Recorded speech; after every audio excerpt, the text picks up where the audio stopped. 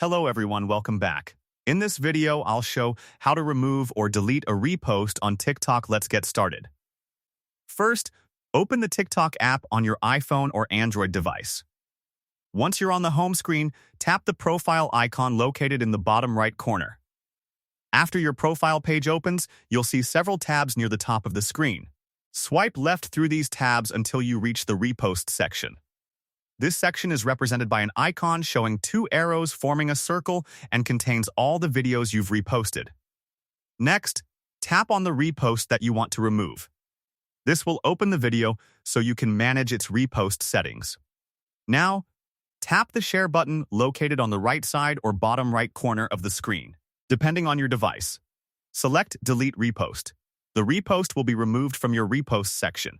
Refresh your profile to confirm that the repost has been deleted. And that's it. If you found this video helpful, don't forget to like, subscribe, and turn on notifications for more quick tutorials.